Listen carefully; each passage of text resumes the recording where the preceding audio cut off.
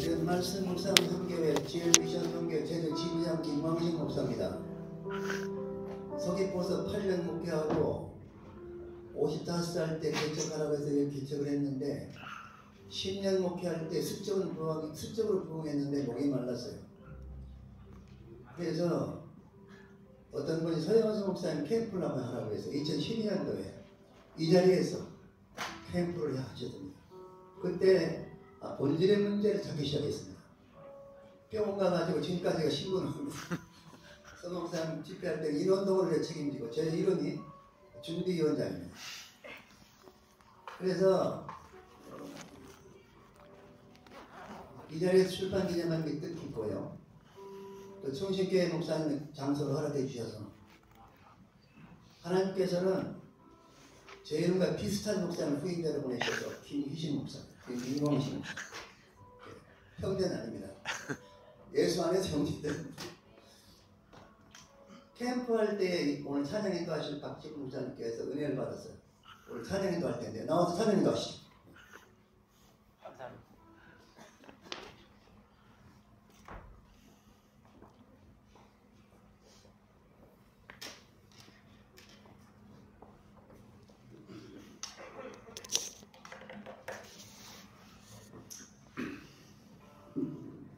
우리 서 목사님께서 정말 말씀으로 주님과 친밀하게 교제하시면서 책을 내셔서 저는 그 성령님의 놀라운 역사에 감동합니다. 우리 이 시간에 오늘 이 모든 일을 이루신 우리 주님께 우리의 마음을 맞추셨으면 합니다. 잠깐 제가 기도하고 찬양하겠습니다. 주님, 이 시간에 우리가 함께 주님의 이름으로 모여 이제 또 주님을 찾으며 주님께 나아가기 원합니다.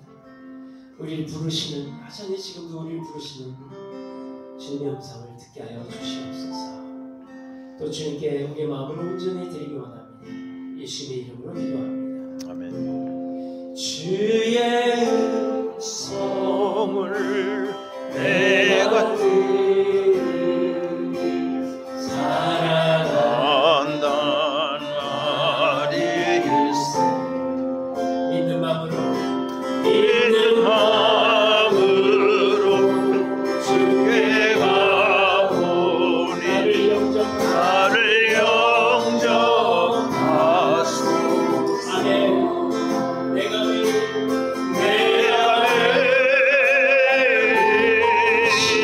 십자가 앞에 더 가까이 가오니 새 주의 흘린 보냄 피로써 나를 정죄하라. 주님 앞에 나가면 내가 매일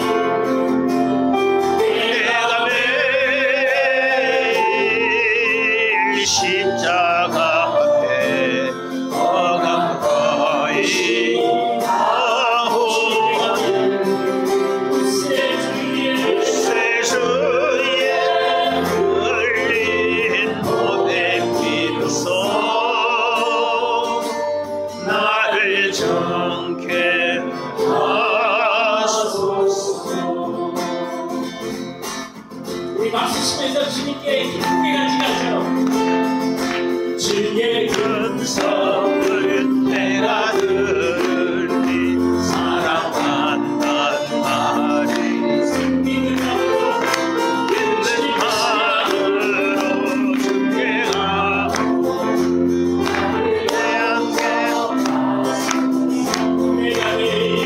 내가 매일 십자가 주님께 달려가서 가까이 가오니 새 주의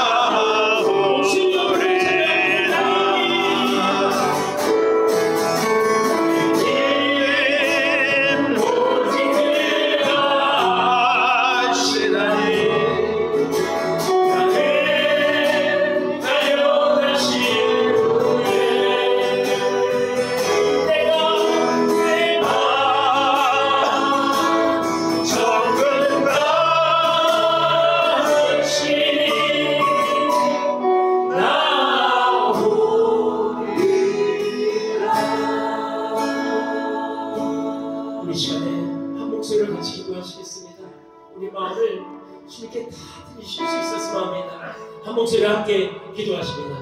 아버지 하나님, 이 시간을 나의 마음을 주님께 올려드립니다.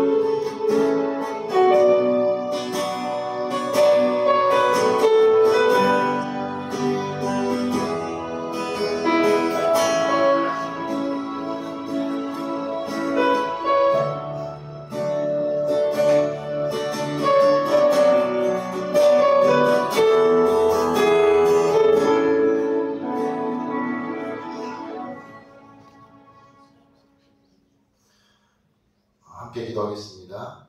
하나님 감사합니다. 2024년을 하나님의 은혜로 또 이렇게 은혜 가운데 시작하게 하시니 감사합니다.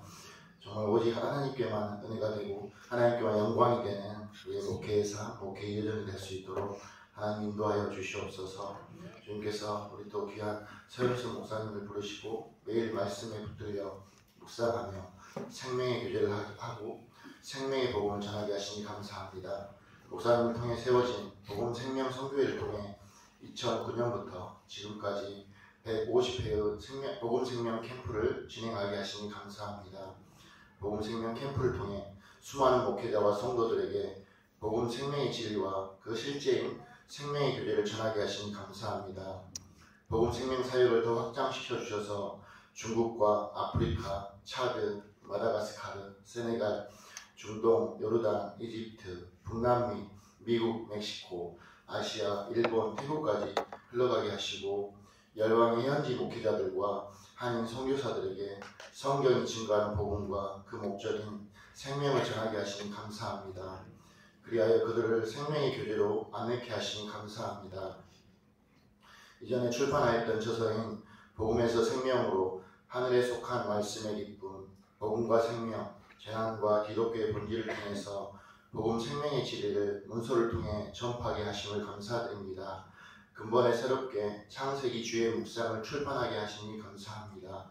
이 책이 말씀을 찾아다니다 지치고 말씀 묵상이 메마르고 공허한 목회자와 성도들에게 생수가 되게 하여 주시옵소서. 이 책이 많은 그리스도인들에게 복음과 생명의 관점을 열도록 큰 도움이 되게 하시고 신앙 고백적 주제로서 고유한 장르를 제시하며 놀랍게 사용되게 하여 주시옵소서. 이 시간에 말씀을 전하시는 서영순 목사님에게 성령의 기름을 부어주시고 듣는 우리에게도 주님의 생명의 말씀이 들려지는 귀한 시간 되게 하여 주시옵소서. 이 예배를 통해 온전히 주님만 영광 받으시옵소서. 감사합니다. 예수님의 이름으로 기도드립니다. 아멘. 아멘.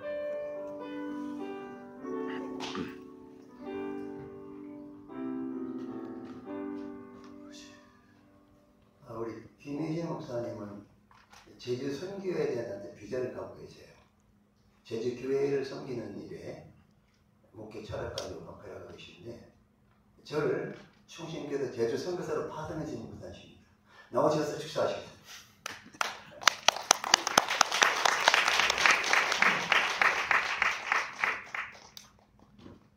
안녕하세요. 제주 충신교회를 섬기고 있는 김희식 목사입니다. 제가 제주에 이제 들어와서 입도한 지가 만 10년하고 3개월이 지나갑니다. 첫 만남이 제주 충신교회였고요. 첫 인격적인 관계와 교제로서 우리 어르신 김광신 목사님 교제하기 시작해서 지금까지 왔고요. 어르신 목사님을 만나 뵙고 인사를 나누는 가운데 다소 젊은 사람들은 약간 선입견이 납니다. 어르신들은 약간 고루하고 종교적인 강직도가 좀 있지 않겠나 라는 점자가 있었는데 만나봤을 때 아닌 거예요. 우선 상당히 액티브하시고 활달하시고 그러나 무엇보다도 제가 가지고 있는 신앙 고백으로서의 복음과 영생과 진리를 함께 가지고 있다는 코드가 맞다라는 느낌을 받은 거예요. 그래서 우리 목사님한테 아니 어떻게 어르신께서 이런 어떤 신앙 고백을 가지고 계셔요 하고 허탄하게 답수 가운데 우리 목사님께서 서형수 목사님을 소개를 하시더라고요. 제가 오기 전에 우리 교회에서 제주 중심교회에서 선 목사님 모시고 말씀 사기회를 했고 그때 큰 복음적 임팩트를 어르신께서 받으셨다 하시더라고요. 험난한 목회 인생 속에서도 그 복음을 알았기에 만물 위에 계신 진리 영생 그 예수 때문에 내가 그거 감당하고 있어 하고 그거 웃으시더라고요. 만물 속에 살아가지만 만물 위에 계신 존재성으로서 만물 속에서 살아가는 모습을 실제로 이론이 아니고 실제로 보여주니까 서 목사님이라는 분을 한번 만나보고 싶었고 또 우리 목사님이 중개 역할을 하셔서 서 목사님을 만났어요. 그렇게 교제가 또 우리 서 목사님하고 시작이 됐고요. 서 목사님을 통해서 귀한 책 처음 낸 책이죠. 하늘에 속한 말씀의 기쁨. 제가 이거를 받았어요. 딱 읽어보니까 묵상과 관련한 목사님 논문 그 박사 논문을 좀 보송으로 해서 주셨구나 해서 참 잘 읽었어요. 그리고 나서 바로 연이어서 복음에서 생명으로인가요? 예, 절판된 거 그거 읽고 또 그게 이제 절판이 됐어요. 절판이 돼서 복음과 생명이라는 책으로 개정판이 돼서 제가 3번을 읽었어요. 네, 2번 읽고 개정판 1번 읽고 그래 읽고 코로나가 터졌잖아요. 그런 이후에 코로나와 관련된 목사님의 묵상 소책자죠. 재난과 기독교의 본질. 재난 앞에서 기독교가 뭐냐, 복음이 뭐냐, 신앙이 뭐냐, 교회가 뭐냐. 이게 본질적으로 깊이 있게 들어가 봐야 되지 않겠는가 하는 그런 문제거리에 대한 당신의 고민거리를 소책적으로 잘 만들어서 또 잘 해왔고 그리고 난 이후에 이제 오늘 우리가 출판하게 된 창세기 주의 묵상요. 소식 들었어요. 소식 듣고 저도 바로 주문해가지고 바로 책장에 꼽아놓고 제가 이제 새벽기도 마치면 9시 출근하기 전까지 꼼짝 앉아서 저만의 시간이거든요. 조용한 그 시간 때 제가 책에 깊이 있게 침잠을 하거든요. 창세기 주의 묵상은 한 챕터씩 어느 그 순간 사라져버린 거예요. 뭐 이 책이 어디 갔나 봤더니 제 사모가 들고 가지고 가버렸어요. 이 사람은 왜 들고 갔어? 이 책 재밌어요 하면서요.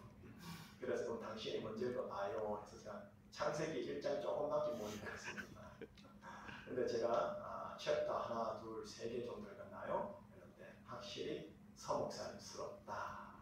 서 목사님의 깊은 주해가 특별히 제가 이제 철학을 전공했는데 존재 철학적인 하나님에 대한 존재 철학적인 존재성이죠. 깊이 있게 파고든 거. 나쁘게 말하면 어렵지요. 근데 좋게 말하면 되게 심오해요.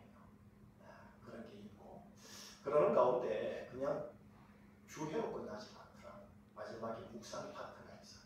당신께서 삶의 정황 속에서 어떻게 그걸 내 삶으로 브릿지할 것인가.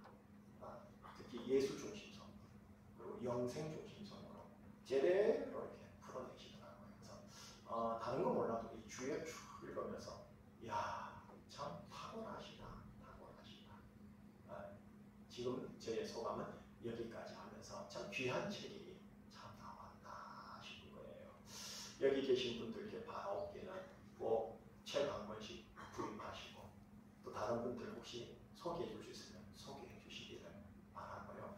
다소 저 역시 부족한 소치에 염려일 수 있지만 이게 하나님의 지식, 뭐랄까요, 인포메이션, 하나님 말씀 고린도서 사정으로 말하는 율법 조문, 영어로 레터. 그게 끝나는 게 아니라 창세기 리빙 워드, 살아있는 하나님. 그래 갔으면 좋겠어. 그래서 교회가 살, 목사가 살고 사모가 살고 그래서 그게 플로어에 흘러가서 교우들이 살고 우리 제주 땅에 사는 그 발원지가 여기 계신 분들 그리고 부족한 제가 이렇게 말하고요. 우리 서 목사님 출판 진심으로 예수님으로 고백하고 축하드립니다. 감사합니다.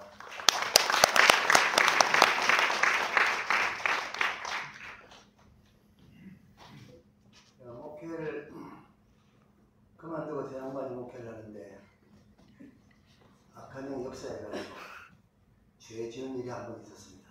어떤 죄냐면 너무 저보다 목회를 잘하시는 거예요. 여기 배가 아프죠? 성령께도 회개하라고 그러더라고요. 지나가는 이야기입니다. 제 못한 부분을 다 채워주시면서 질적 양적으로 본질을 회복시켜주시는 목사님이십니다. 제주선교에 큰 꿈을 가지고 있어서 저 코드가 맞아서 함께 일을 하고 있습니다. 서현선 목사님이 2012년도에 이 자리에서 캠프를 했는데 캠프한 내용을 어느 권사님이 풀어서 녹음을 풀어서 보내드릴 때 책 만든 것이 복음의 생명의 책으로 나옵니다. 여기서 캠프에 했던 내용을 책으로 만든 게 이 프린트에 복음의 생명론입니다. 말씀의 기쁨은 논문, 목사님은 논문 적어놓은 거고요. 복음의 생명을 좀 추가시켜서 복음의 생명 만들었고, 코로나 때문에 보통 혼잡할 때 본질이라는 강의를 책을 만드셨습니다. 근데 저보다 이제 나이가 좀 밑이지만은 저 이분을 통해서 많이 깨닫고 배웠기 때문에 항상 영적으로, 육신적으로 내 스승님이시다. 스승님. 중국에 일을 봤더니 나이 어린 사람에게 배우는 사람도 유대해야 돼요. 그런 분들이 참 큰 이유로 봤습니다. 나오셔서 말씀드리겠습니다. 이제 나눔 시간 있어. 오경성 네. 저 양반은 말씀에서 올라와. 말씀에서 캠프에 이것도 올라가세요. 참석하려고 그랬더니 시간이 없대요. 참석한다면 나에게 고맙다 할 것이다 했는데 틈틈이 참석하겠다고 괜찮다고 나중에 다 참석했는데 뿅 가서 지금 완전히 몰두하고 있습니다. 나오시겠습니다. 예.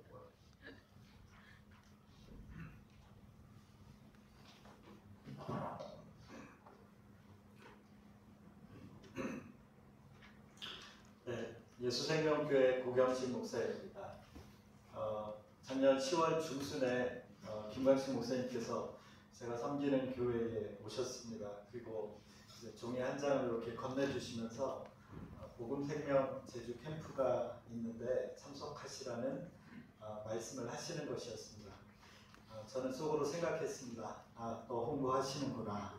이때만 넘기면 되겠다. 그러나 정중하게 그리고 긍정적으로 표현하자. 그러면서 그 위기의 순간을 넘겼습니다. 근데 며칠이 지나지 않아서 더 큰 위기의 순간이 다시 왔습니다. 목사님께서 저에게 전화를 주셨습니다. 복음생명 제주 캠프에 꼭 참석하라고 그렇게 부탁하셨습니다. 그리고 피할 수 없는 큰 미끼를 던지셨습니다. 미자립 교회의 참석자는 15만 원에 해당되는 숙박비와 참가비를 면제해 주시겠다고. 또 오늘 미자립 충신교회인데 목사님 감사합니다. 충신교회에서 또 이렇게 후원을 해주셔서 좋은 기회라고 미끼를 던지셨습니다.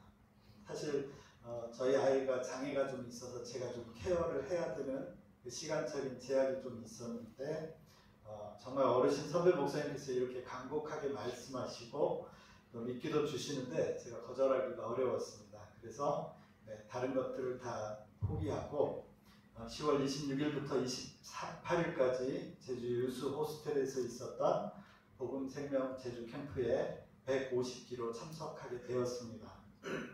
아침에 바쁜 일이 있어서 가다 보니까 제가 좀 늦게 도착을 한 거예요. 그래서 이게 그 말씀 그 집회 현장 안으로 들어갔더니 앞불사 제가 제일 힘들어하는 앞자리 하나가 비어 있었습니다.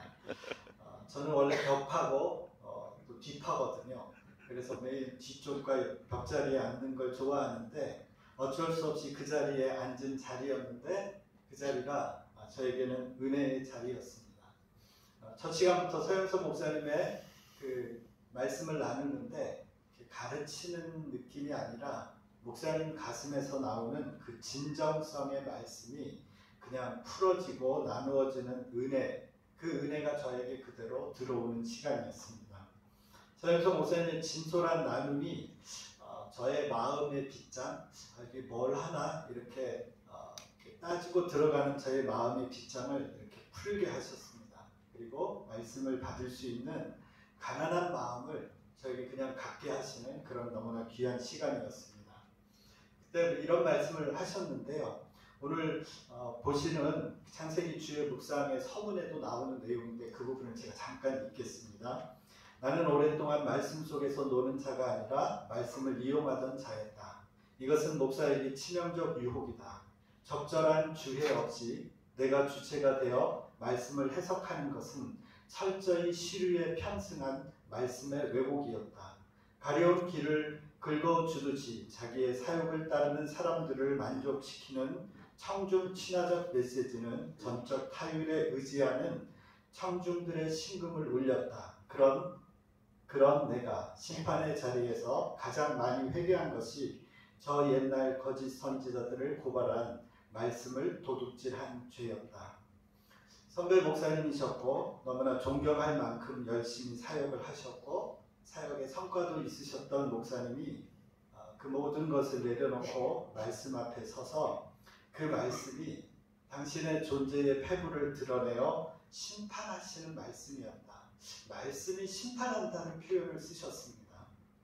그리고 오히려 그 심판하시는 말씀이 목사님에게 생명이 되었고 기쁨이 되었다는, 그래서 그걸 갖고 말씀의 묵상을, 은혜를 나누고 있다고, 생명의 교제를 나누고 있다는 그 말씀을 들을 때 저도 너무나 그 생명의 교제에 같이 동참하고 싶은 마음이 들었습니다. 왜냐하면 제가 말씀을 볼 때마다 말씀과 너무나 다르게 사는 나의 모습에 회개를 하지만 그 회개가 무력하게 번번이 실패하고 주저앉고 거기에 머물러 있는 내 자신의 처지만을 보는 그런 저였죠.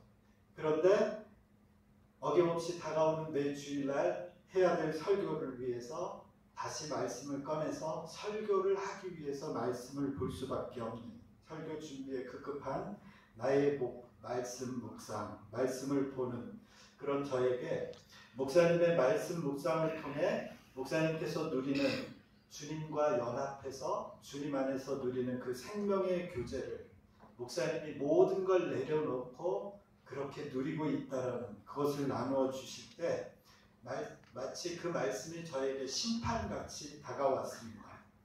책 서문에 다시 내용이 있습니다. 생명의 교제는 말씀 앞에서 우리의 죄와 비참성이 드러나는 것으로 시작한다. 그러나 하나님은 아들의 죽음과 부활의 사건을 통해 그런 우리를 용납하신다.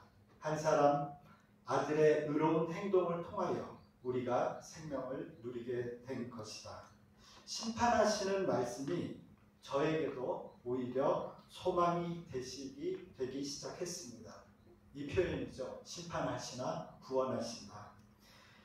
히브리서 10장 19절의 말씀입니다. 그러므로 형제자매 여러분, 우리는 예수의 피를 힘입어 담대하게 지성소에 들어가게 되었습니다. 복음 생명 캠프에서 저에게 너무나 크게 다가왔던 그 말씀의 한 단어는 담력이었습니다. 담대하게. 여기에 해당하는 헬라어 발레시아는 온 마음을 다한 완전한 신뢰와 확신으로 말하는 행위, 그 뜻의 어휘입니다. 주인과 인격적으로 교제를 가짐으로 내가 어떠한 상태에 있다 하더라도 그 주인에 대한 완전한 신뢰와 확신을 가졌기에 그 주인에 대해서 갖고 있는 마음이, 주인에게 나가는 마음이 부족하고 죄 많은 자이지만 담대함을 가질 수 있었다는 것.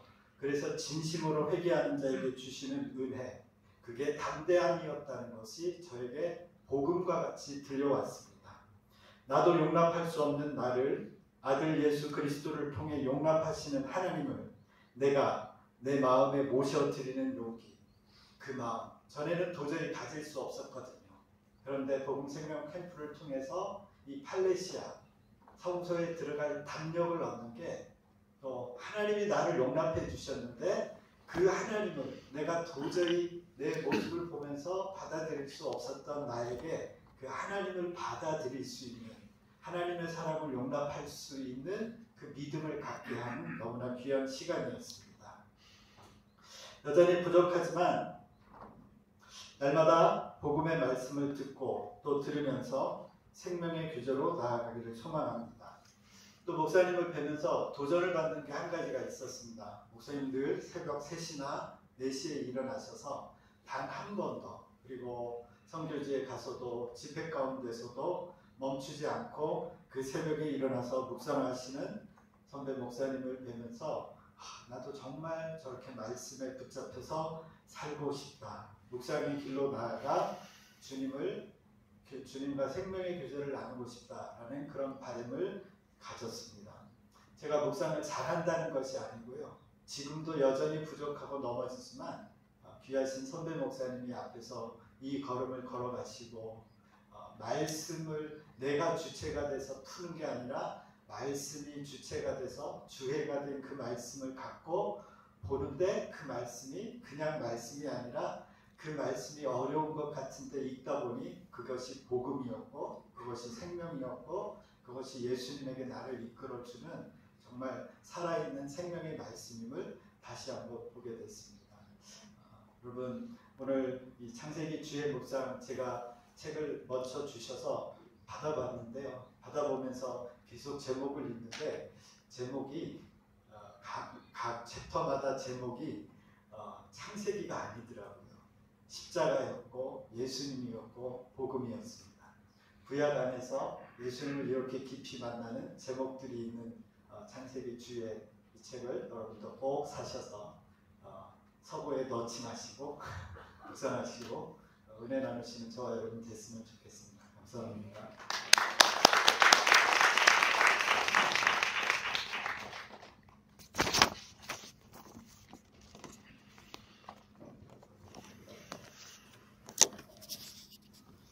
안녕하십니까.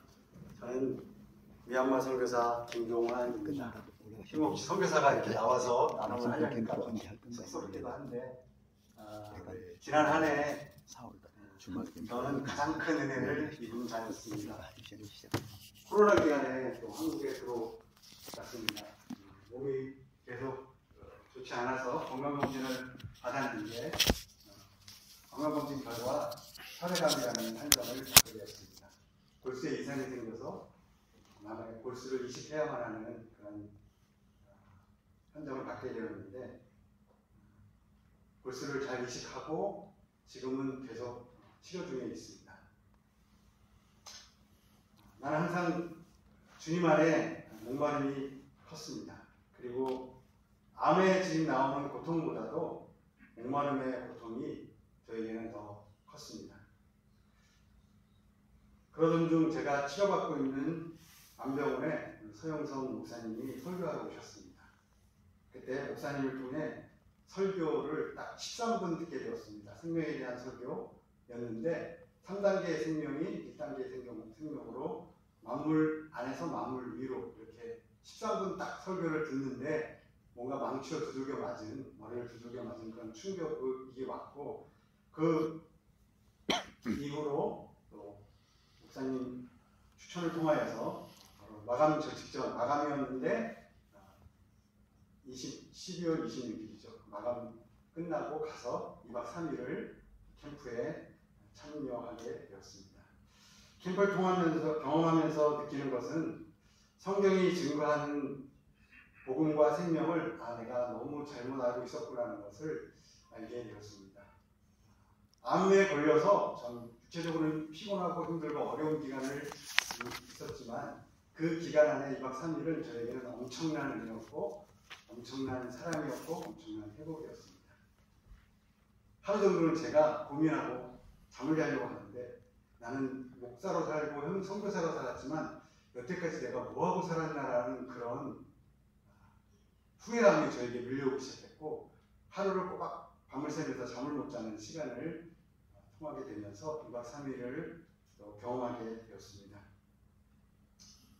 그리고 생명이 뭔지를 알고 내가 열심히 헌신하고 충성하였지만 생명의 규제가 빠져 있었구나. 열심히 일을 하는데 내 안에 아버지와의 교제가 없었구나.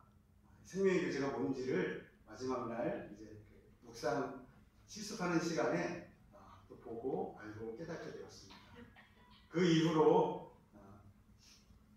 저는 이제 나와서 이제 묵상을 캠프에서 가르쳐 주는 대로 날마다 생명의 말씀으로 묵상을 시작했습니다.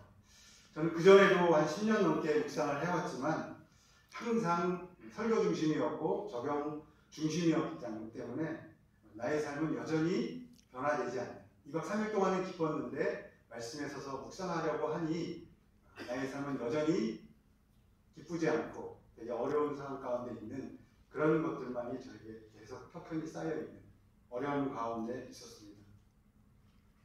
그래도 끝까지 한 2개월인가 제가 1시간 아니면 3시간 아니면 될 때까지 10시간 이렇게 2개월 동안 아주 지루하게 말씀 앞에 묵상을 하면서 될 때까지 계속 인내하면서 그 시간을 통과해냈습니다. 그리고 이 말씀 묵상을 통하여서 생명의 기쁨이 저에게 오고 또 나의 전 이해와 부정성이 조금씩 교정되고 조금의 변화가 생겼습니다.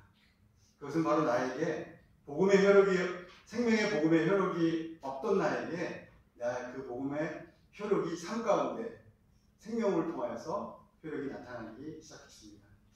치료 중에도 주님과의 교제가 너무 기뻤고 행복했습니다.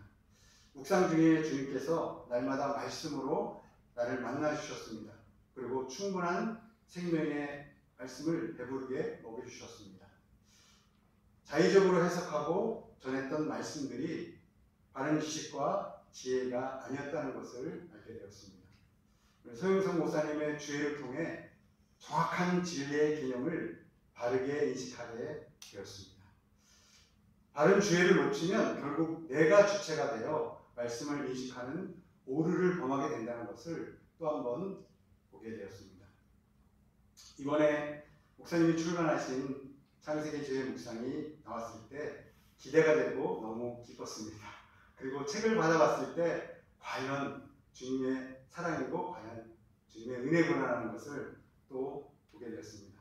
창세기 주의 묵상은 그냥 예전에 그냥 설교하고 창세기 어렵다 이런 수준이 아니라 복음과 생명의 진리를 그 속에 다 녹아져 있는 챕터 한 장 한 장을 읽을 때마다 거기에 복음과 생명의 진리가 완전히 스며들고 녹아져 있는 그런 것을 보면서 저에게 계속 날마다 감동의 역사, 그 역사는 이루 말할 수 없습니다. 그래서 요즘 창세기 주의 묵상이 너무 재밌습니다. 저도 책을 읽는 것을 별로 많이 좋아하지 않는데 예전에 많이 읽었지만 그래도 좋아하지 않지만 이 창세기 주의 묵상은 마치 연애 소설을 읽는 것처럼 손에 놓을 수가 없습니다. 신랑과 신부의 사랑으로 하나이듯이 생명으로 하나 되어 날마다 교제하는 기쁨. 아버지 집에 들어가 영원히 함께할 것을 생각하면 기쁘고 영생을 현재로 살고 천국을 이 땅에서 현재로 누리고 있는, 그래서 이것은 바로 생명의 교제로만 가능한 것을 또 보게 하셨습니다. 창세기를 교리적으로 알았고 오해하고 모르고 있었던 부분을 서영석 목사님의 창세기 주의 묵상을 통해서 새롭게 수정되고 해석되어지고 또 나에게 이만 큰 기쁨을 주체할 수가 없습니다. 창세기 하면 딱딱하고 어렵고 긴장되는 책이라고 대부분 생각합니다. 그러나 그 안에는 복음과 생명의 진리를 녹여내고 있기 때문에 부드럽고 따뜻한 아버지 하나님의 마음을 고스란히 담고 있어서 감동 그 자체입니다. 제가 이렇게 말하면 여러분들이 그 감동을 많이 못 느낄지 모르지만 지금 말하고 있어도 제가 그 감동에 또 있습니다. 신학적으로나 성경적으로나 인문학적으로 지식과 지혜와 능력의 말씀이 균형 있게 배열되어 있어서 지루하게 읽지 않고 계속 시간을 또 투자해서 읽으면 읽을수록 은혜가 되는 시간입니다. 또 묵상 나눔을 통해서 서영석 목사님의 진솔한 고백, 이 고백을 통하여 잔잔한 감동으로 나를 안심하게 만드는, 나만 힘들고 어려운 것이 아니라 내가 사랑하고 존경하는 목사님도 이럴 때가 있구나, 이렇게 묵상 적용이 아니라 나눔을 통하여서 위로가 되기도 하고 기쁨이 되기도 합니다. 마지막으로 창세기 주의 묵상이 너무 제가 재밌다고 말씀드렸잖아요. 여러분 꼭 사서 한번 읽어보십시오. 굉장히 재밌습니다. 한 챕터를 읽고 나는데 또 한 챕터를 읽으려면, 왜냐하면 다음 내용이 또 궁금하기 때문에 이 다음 내용을 어떻게 해석하였을까라는 궁금하면서 이제는 책을 아예 펴놓고 성경과 이제 수시로 하루에 두 챕터씩 지금 읽고 있습니다. 많은 책을 읽어보지는 않았지만 서영석 목사님의 역작인 창세기 주의 묵상은 누구나 봐야 하고 진리를 사모하는 자에게 교과서 같은 책이라고 저는 생각합니다. 여러분 이 책을 보기 시작하면 손에 놓지 않을 것입니다. 아버지와 아들의 생명 안에서 말씀의 기쁨을 누리시기를 축복합니다. 감사합니다.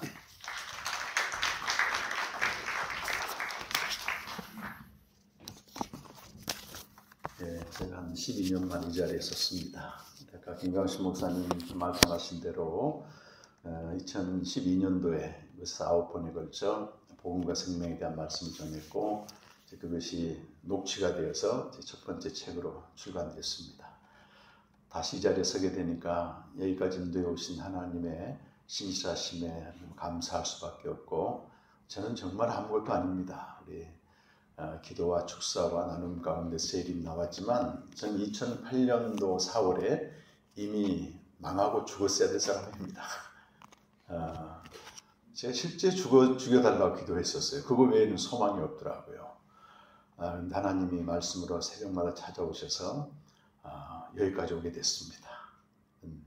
오늘 창세기 주의 묵상에 대한 이 책을 내면서 저도 지금 좀 읽고 있는데 거의 한 95과까지 읽었어요. 주님의 것이구나 그런 고백을 할 수밖에 없었습니다. 제가 2008년부터 매일 3시간 또 길면 5시간씩 성경을 주의해서 이제 묵상을 쭉 해왔는데 창세기는 이제 두 번째 이번에 묵상을 했습니다. 작년에 사실 한 것인데요. 그동안 저는 이렇게 성경을 그리스도 중심으로 또 생명 중심으로 또 이렇게 이제 했습니다. 이건 적용 수준을 조금 넘어가는 거죠. 적용은 이제 서기관들 주로 했던 방식이죠. 인간의 일과 사람의 일에 초점 맞추기 때문에. 그래서 작년 4월에 저희 파리 지부장님이 그 장로님이십니다. 이분은 제불 화가시거든요. 두 분 중에 한 분으로 유명한 분인데 30대 초반부터 한 30년 이상을 하루 7시간씩 철학과 이런 신학과 이런 모든 것들 깊이 있게 읽으신 분이에요. 그래서 제가 2017년부터 이분과 교제를 했는데 작년 4월에 이렇게 한국에 오셔서 이틀 동안 제가 교제를 했습니다. 그랬더니 이분의 입에서 저는 듣도 보도 못한 철학과 신학이 술술술술 나오는데 너무 망치로 얻어맞은 것 같아요. 물론 우리 목회자들이 철학이나 뭐 또 신학에 대해서 자유로울 수 있고 오직 성령으로 말씀을 한다 하지만 상당히 무모한 것입니다. 성경은요, 성경 시대가 있고 성경을 기록한 시대가 있고 그 성경을 우리가 지금 해석하는 거거든요. 그 시대마다 좀 다른데 성경의 글자 자체는 어떤 표상이라고 말하는, 표상은 우리 오감으로 대상을 인식하는 걸 말하거든요. 나무가 저렇게 있으면 나무 자체가 우리 안에 들어온 게 아니고 나무라고 하는 표상, 인식하는 표상이 들어오는 것입니다. 당시의 역사와 당시의 어떤 문화와 당시의 철학과 종교를 표상으로 해서 성경을 다 기록해 놓은 것입니다. 그래서 글자 자체를 우리가 아무리 읽어도 이게 어떤 경우는 은혜가 되지만 이 정확한지 주관적인 해석이 많다고 하는 것입니다. 근데 그런 작업을 특히 우리 기독교는 2000년 이상 많은 그 신학자와 철학자들이 검증하고 또 검증하면서 계단을 다 놓았습니다. 그 이제 하나가 대표적으로 종교개혁인데 종교개혁에 의한 그 기독교 신앙은 벌써 계몽주의가 들어오면서 죽은 정통이라고 해서 한번 심판을 받은 것입니다. 그 이후에 칸트를 비롯한 이 헤겔 이런 사람들이 관념론을 주장했고 그 뒤로 이제 슐라이마가 다시 뒤집으면서 직관을 얘기하면서 하나님과 직접적인 만남을 얘기하고 그 뒤로 기독교의 풍랑이 휘몰아쳤던 게 니체나 이런 포이에르바를 비롯한 반기독교 정서를 가지고 있는 사람들입니다. 근데 이 사람들은 당시 그 기존 기독교에서 굉장히 이단화로 핍박을 받으면서 외롭게 투쟁하면서 이 신이 누구인가, 교회가 뭔가, 기독교가 뭔가를 치열하게 투쟁했던 사람들입니다. 우리가 그걸 단순하게 기독교 이단이다 이렇게 얘기할 수 없는 것이 오늘날 기독교는 그런 모든 과정을 거쳐서 검증되고 또 검증되면서 여기까지 왔다는 것입니다.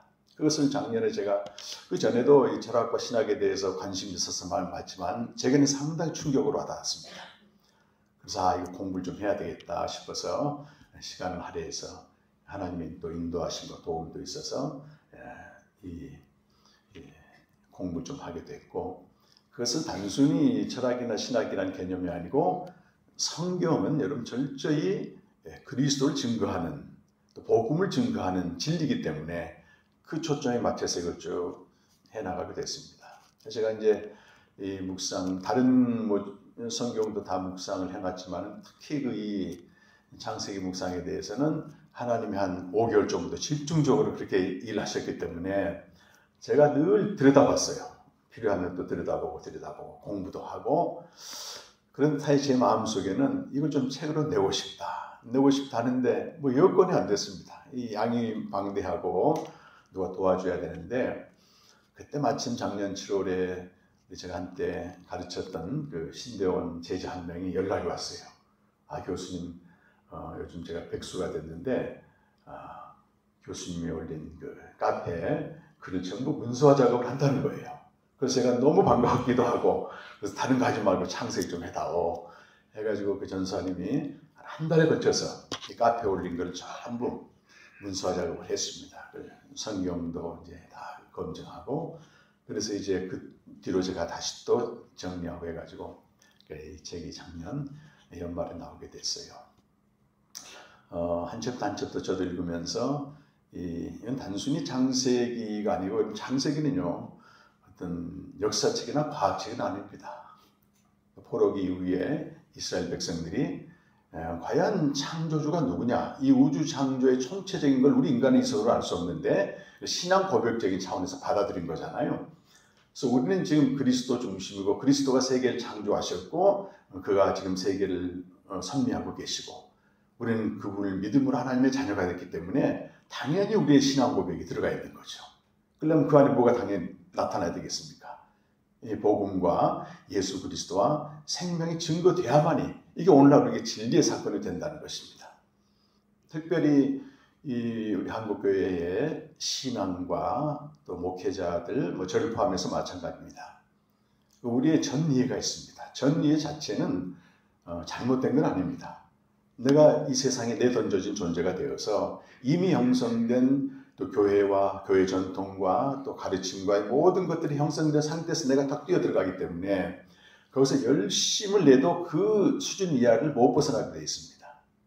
전이해라고 하는 개념이 현대 이해라고 하는 개념에서 하이데거부터 시작해서 굉장히 중요하게 다뤄주고 있는데 이런 부분들을 20세기까지 오면서 하이데거부터 시작해서 한스 게오르 가다머나 폴 리케르 제 책에도 이제 다뤘습니다만 이분들이 해석에 대해서 아주 주도 면밀하게 그 전에 2000년 동안 해왔던 모든 사상을 반영해서 합니다. 모든 시대 철학은 그걸 다 반영을 해서 이 성경 말씀은 궁극적으로 해석이 돼야 되고 바른 주의가 돼야 되고 더 나아가서는 우리 존재의 심연을 뒤흔들면서 변화시키면서 새로운 이해로 만들어간다. 예수님이 이 땅에서 복음 전하실 때 가장 반대했던 사람들이 성경을 가장 잘한다고 생각한 바리새인과 서기관들입니다. 그들은 자기가 알고 믿었던 전이에 그대로 갇혀 있습니다. 니체는 이걸 가리켜서 인식의 감옥 속에 산다는 얘기를 하거든요. 근데 우물안 개구리식이죠. 그래서 저도 그랬습니다만 우리 한국교회는 상당 부분 샤머니즘적인 그런 종교성이 있습니다. 그래서 예수 믿으면 복 받고 천국 가는 건 죽은 다음에 따는 뭐 당연한 보험 같은 것이고 이 땅에서 어떻게 살 것이냐에 대한 구체적인 대답이 없다고 하는 것입니다.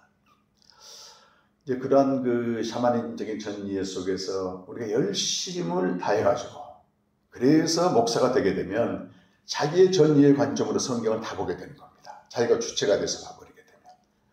근데 거기에 코드가 맞는 성도들이 있다면 당연히 환호를 하게 되고 은혜 받았다고 얘기를 하게 되는 것이죠. 그래서 예수님이 자기가 옳다고 하는 전이해를 끝까지 고수하는 이 바리새인들을 향해서 슬퍼하기도 하시고 분노도 하시고 누가복음 16장 15절에서는 가증히 여기십니다. 저들은 스스로 옳다는 자들이다. 열어놔야 됩니다. 전이해를. 그리고 성경이 뭐라고 말씀하고 있는가를 들어가야 됩니다. 그럴 때 우리 전이해는 수정이 되어서 새로운 이해가 되는 것입니다. 이것이 현대 해석학의 핵심입니다. 우리의 전이해는 성경을 통해서 그것이 진리의 사건이 됨으로써 새로운 이해에 도달하게 되고 그 새로운 이해가 오늘 다시 말씀 앞에 나가게 되면 다시 진리의 사건이 되어 새로운 이해로 만들어간다. 제가 어제 이렇게 새벽에 성경을 읽다가 사도행전 8장을 읽는데요. 빌립이 평신도였지만은 사마리아에 가서 엄청난 부흥 역사를 일으킵니다. 그런데 하나님이 성령이 갑자기 광야로 가라는 거예요. 광야는 아무 데도 없는 데입니다. 갔더니 거기 이디오피아의 네시, 간다게 왕의 네시가 수레에서 광야를 가고 있는 불편한 상황에서 성경을 읽고 있는 거예요.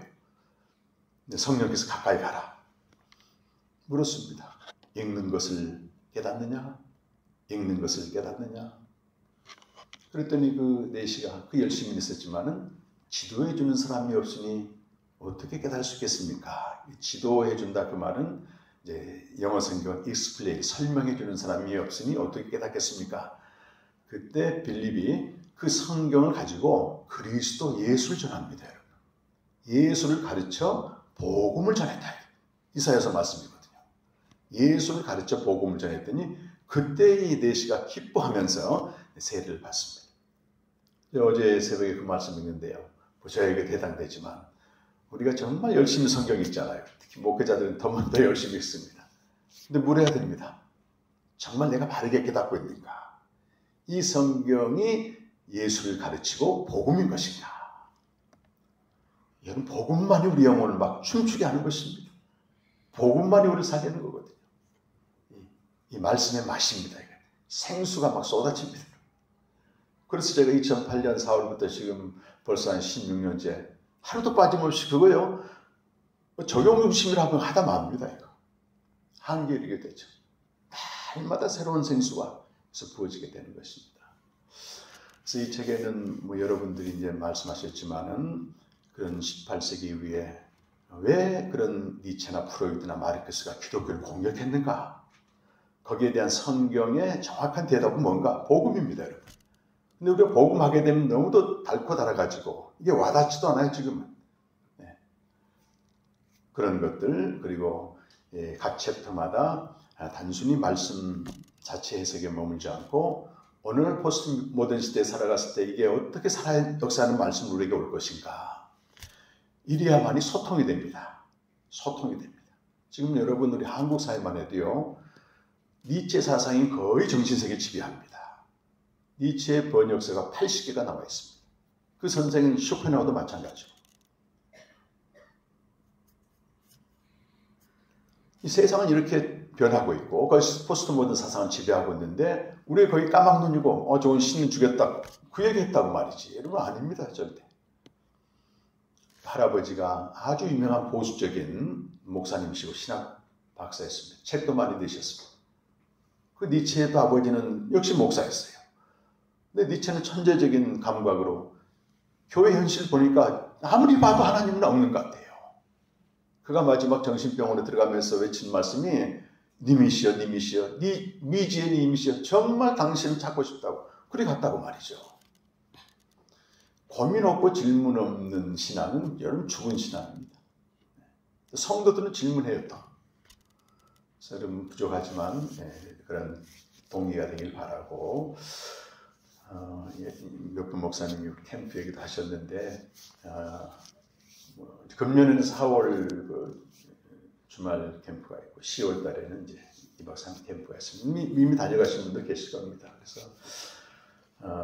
책 속에 또 아시겠지만 일단 김광식 목사님 추천해서 가급적 다 그냥 드리고 싶은데 또 후원 저희가 받은 게 있습니다. 그래서 범위 내에서 가급적 증정해 드리고 또 주변에 필요하신 분들은 선물도 하시고 함께 저는 이 성도님들에게 와 계시지만은 정말 목회자에게 빚진 자예요. 왜냐하면 2008년 4월에 죽음을 구했거든요. 죽음을. 그때 죽었으면 이 자리에 존재하지 않습니다.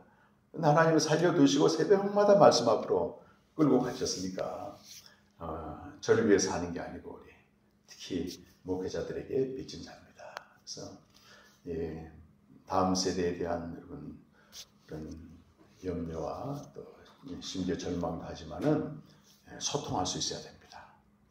진리의 말씀으로. 야, 이게 복음이 답이다. 생명이 답이다. 담대하게 외칠 수 있어야 됩니다. 그게 내 경험이 아니고 말씀을 가지고 할 수 있어야 됩니다. 그래서 여러분 가셔서 한 챕터씩 읽으면 정말 제가 쓴 거 아니라고 고백이 돼요. 읽어도 또 은혜가 돼요. 기독교는요 정말 진리입니다. 아무리 봐도 진리입니다. 근데 우리 한국교회는 140년, 기독교 전체 역사는 2000년, 2000년 동안 계속 검증돼서 여기까지 왔습니다. 내가 엄청난 그 역사적 또는 신학적 이런 결과물들을 우리가 외면해버리고 단지 140년 안에 인식의 감옥에 갇혀가지고 믿는다면 9세대, 1세대는 통할 줄 몰라요. 근데 젊은이들에게는 안 먹힙니다, 여러분. 안 먹힙니다.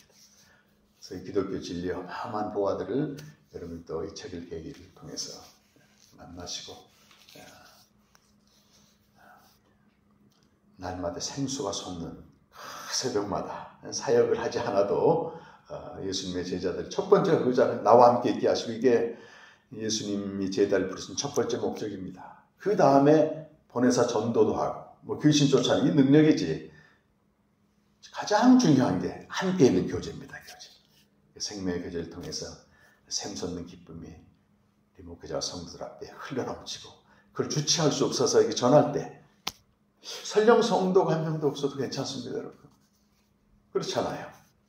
우리 그분이 하라고 하신 일만 하면 되기 때문에 이런 기쁨과 축제의 목회가 되시기를 간절히 축원합니다. 이 연초에 바쁘실 텐데 귀한 시간 내서 오셔서 너무 감사하고요. 또 이 귀한 장소를 허락해 주신 제2충신교회 또 방야 우리 목사님, 모든 준비를 다 하신 분이 김광식 목사님, 모든 목사님께 다시 한번 감사드리고 모든 영광을 하나님께 올려드립니다.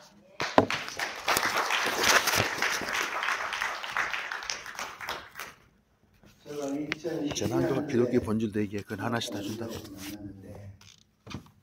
2007년도에 성목사를 만나가지고 성목사는 교회에서 오는 말씀을 저는 늘 해오고 싶습니다. 제주 생명공동체를 리더하고 있는 우리 이승미, 김승미. 이름 뭐야? 김승미, 성을 바꿔봤니? 김승미 간사에 나오셔서 책 소개 좀 하겠습니다.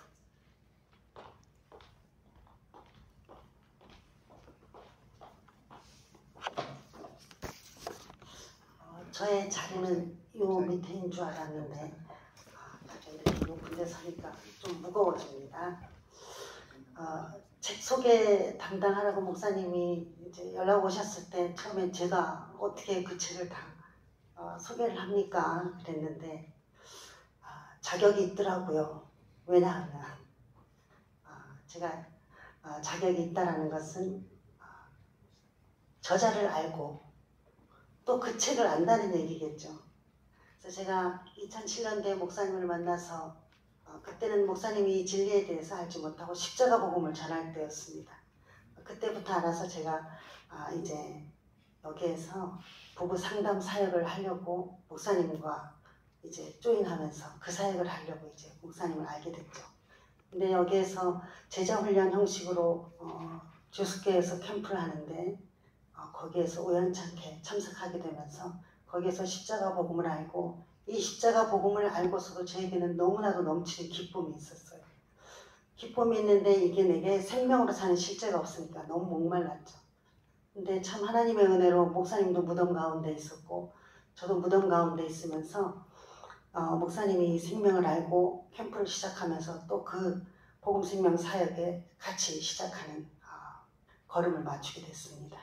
그래서 목사님이 묵상을 먼저 시작하셨지만 제가 쫓아가면서 부지런히 그때부터 이제 묵상을 시작하고 2010년 1월 1일부터 제주 캠프가 시작되면서 지금까지 왔습니다. 정말 하나님의 은혜였고 돌아보니 그분이 하지 않은 일이 아니었음을, 그분이 하신 일이었음을 고백하지 아니할 수 없다라는 것. 그래서 정말 하나님이 부족한 저희들을 사용하시면서 이 복음을 전하는데 있는 자리에서 인도하시는 그 은혜를 매 순간 느꼈습니다. 이 창세기 주애를 보면 아까 김신 목사님이 철학 전공하셨다 그랬는데 나쁘게 말하면 어렵다 그랬는데 정말 어렵습니다. 어렵고 저희들도 이제 보면서 어렵다 하지만 언어가 낯설어서 어렵습니다. 그래서 여기에도 목사님이 철학 이야기를 하면서 이제 헤겔 얘기도 많이 나오는데 헤겔이 뭐라고 했냐면 이 개념이 이 표상이 개념화되지 않은 성서는 우리에게 너무 애매성으로 다가온다는 거예요. 그래서 그 시대와 문화와 모든 그 종교성을 바탕으로 거기에 이 기독교 진리가 뿌려졌는데, 이 기독교 진리가 만약에 진공 상태에서 뿌려졌다면 씨를 받을 이 밭이 없잖아요. 근데 그 시대와 문화와 모든 상황 가운데서 이 복음이 심겨졌기 때문에 우리는 그 시대의 모든 것들을 풀어서 해석해주면서 우리에게 전해주는 주애가 없으면 우리는 알 수가 없다라는 거예요. 그래서 저는 사역자 이전에 주부이기도 하고 직장인이기도 한데 이 어려운 거를 목사님에게 행렬의 철학을 주애를 했습니다. 주부 입장에서. 여러분 집에 쌀이 있는데 압력밥솥에 밥을 해야 밥이 되지 쌀 갖고 우리가 밥이라고 하지 않잖아요. 쌀을 갖고 밥을 해야 우리가 먹을 수 있습니다. 성경만 있다 그래서 우리가 무조건 본다 그래서 쌀을 들여다본다고 그게 밥이 됩니까? 안 되죠. 밥을 하는 과정이 있어야 되듯이 이 말씀은 반드시 주애가 동반돼야 됩니다. 그래야지만이 우리가 그 시대적 상황과 배경을 알면서 이 말씀이 그때 상황에 이런 상황에서 이런 말씀을 하셨구나. 이렇게 해서 우리 안에 정확하게 개념화시키는 작업을 하는 게 주애입니다. 이게 성서가 우리에게 잘 주애되지 않으면 우리는 애매성에 빠지고 성도들에게 목회자는 잘못 전달하게 되겠죠. 가르치는 자들은. 그래서 우리는 정말 두렵고 떨림으로 이 정말 잘 좋은 주애를 많이 접하면서 많이 공부해야 되더라고요. 보니까. 저도 사역한 지 지금 한 1년 반이 조금 넘어가는데 정말 두려운 일입니다. 진리를 전한다는 게. 저는 기독교 집안에서 사대를 믿어오는 기독교 집안에서 자랐습니다. 제주에서. 그 안에 있을 때는 몰랐어요. 저도. 잘 믿고 있고 잘 하고 있다고 생각했습니다. 근데 그 속에서 나와서 보니 바울만큼의 비할 바는 아니지만 철저한 율법 속에서 자랐어요. 유대인들은 39가지의 안식일법을 만들었다 그러지만 저희 집에는 셀 수 없는 안식일법이 많았습니다. 상상을 초월하는 안식일법들이, 왜냐하면 그들은 진리에 대해서 무지했기 때문에 알고자 하는 마음은 있었지만 이 주애를 접하는 기회가 없었어요. 그때는 전해주는, 귀로만 듣는, 소문으로만 무성히 아는 하나님에 대해서 그렇게 알고 있었기 때문에 그 밑에서 자란 저도 열심히 했고 귀로 듣는 하나님이 전부인 줄 알았습니다. 그러면서 제게 고난이 오고 그런 과정을 통해서 이 하나님의 심판이 정말 옳습니다라는 고백을 말씀 앞에 나가서 하나님과 사귐을 갖는 가운데서 이 말씀을 보게 되고, 말씀에서 내가 이게 어떻게 신앙생활을 했는지 나의 신앙의 모든 실체가 말씀 앞에 다 고발되더라고요. 그래서 우리가 이 주애를 정말 잘 우리 안에 개념화되는 것도 바른 주애로 개념화돼야 됩니다. 우리가 먹을 수 있는 쌀로 밥을 지어야지 벌레가 이래서 먹을 수 없는 쌀로 밥을 지으면 하는 사람도 먹는 사람도 고문입니다. 그러니까 여러분들이 이 책에 대해서 여러분들이 이제 증정받고 또 더러는 구매도 하셔야 되지만 여러분들 이 책을 각자가 하나씩 갖고 말씀을 보면서 이 주애를 보면은 여러분들 정말 신앙생활에 바르게 이해하면서 바르게 알아가는 그 정말 유익한 책이 될 겁니다. 그래서 여러분들이 이 책을 구매하시는 분들과 또 증정받으시는 분들에게 저쪽에 비치되어 있는 재난과 기독교의 본질 책을 함께 증정해 드리는데, 코로나 시대만 재난이 아니잖아요. 우리의 지금 모든 삶 가운데 지금 현실이 재난 가운데 있는 현실이죠. 근데 이 현실 속에서 우리가 하나님께 어떻게 나아가며 예배하고 교제하는가, 진리가 무엇인가에 대해서 아주 짧고 간단하게 나와 있는 책이 재난과 기독교의 본질입니다.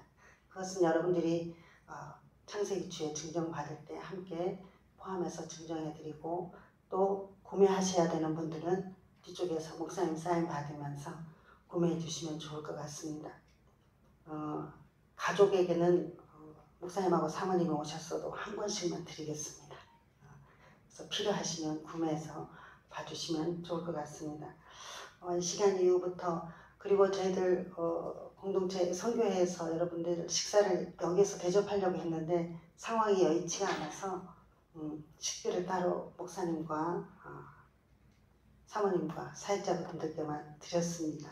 나머지 분들에게는 죄송하지만 양해해 주시기 바랍니다. 이상으로 우리 주판 기념회를 마치면서 목사님이 김가주 목사님 마무리해 주시고 뒤에서 저자 사인하면서 이제 마치겠습니다. 감사합니다. 김승미 전도사님은 시향의 바이올리니스트입니다. 그런데 2007년도에 성목사 만나면서 묵상 계속하면서 신학을 나와가지고 절생명 공동체를 인도하고 있습니다. 오늘 이제 미자립교 아니신 분들은 꼭 돈 주고 사가시고 미자립교 성도는 그냥 가져가려고 했습니다. 찬양하라 내 영혼아, 찬양하라 내 영혼아, 찬양하라 내 영혼아, 내 속에 있는 것들아 다 찬양하라. 하나님 감사합니다. 하나님 감사합니다. 하나님 감사합니다. 오늘 이 찬양인 동안 박대보사 사모님 보고 또 반주인 문영준 권사님 반주해 주시고 조종환 목사님 기도해 주시고 또 축사를 김희신 목사 해주시는 이분들에게 박수. 생명 공동체 회원들을 수고해 주셨는데 그분들에게 박수를.